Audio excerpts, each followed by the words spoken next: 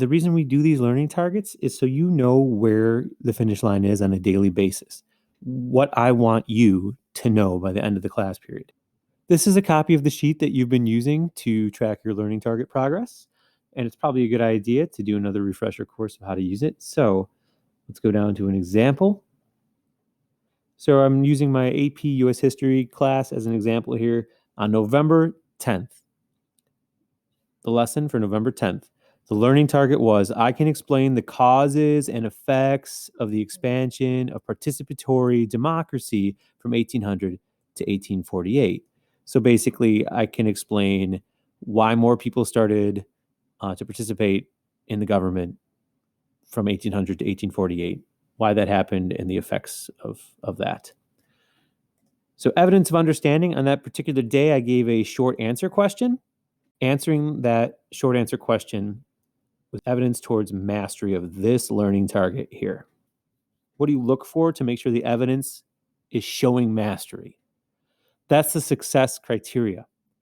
So success criteria over here, for that day, it was including at least one historically accurate example of a cause and effect of growing participatory democracy.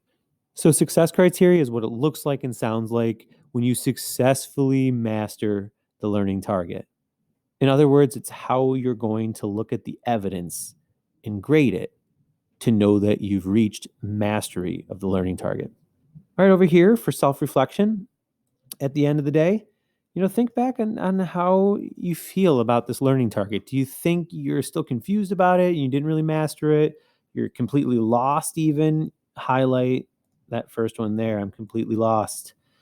2 is I'm getting there. It's a little bit better than being lost, but you still want to get to about a 3. A 3 is where you feel like you've got this. You understand the learning target. You think you did really well on the evidence based on the success criteria.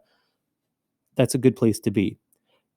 The best place to be is a number 4, which is I've mastered the learning target so well that I could actually teach it to somebody else. So I would be able to go to another classmate and teach them about it, or I can go to my mom or dad, or I could go to my brother or sister and I could teach them this too. That's how well I know it. So that would be a 4. That would be awesome if you always felt like you were at a 4. But be realistic with yourself too. Know that being a 2, a 3, a 1, that will happen, but having a good plan of action to get up to a 4, that makes the difference. So that's what you do here in plan of action.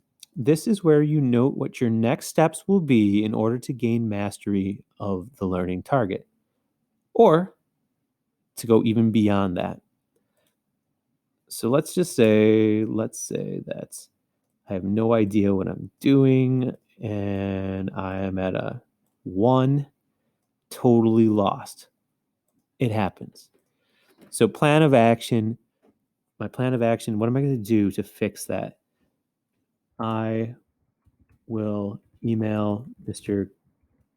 Grayson to schedule an intervention tutoring session on Thursday. I have some questions to ask on how to do better on this assignment.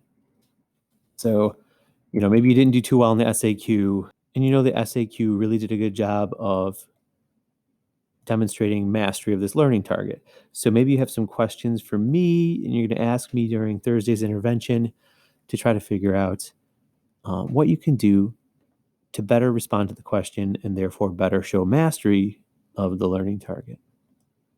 Maybe you're going to contact a friend, though. Maybe you're going to call a classmate that did really well on the assessment, and they could offer you some help. Maybe you're going to use the flashcards I gave inside the reminders section. Maybe you're going to look up a YouTube tutorial that another teacher perhaps made and looks like it's really helpful. Maybe the possibilities for the plan of action are pretty limitless, but the important thing is that you have one. So that's the learning target tracker. You're doing it on a daily basis and checking in with it regularly to judge your personal progress in the class.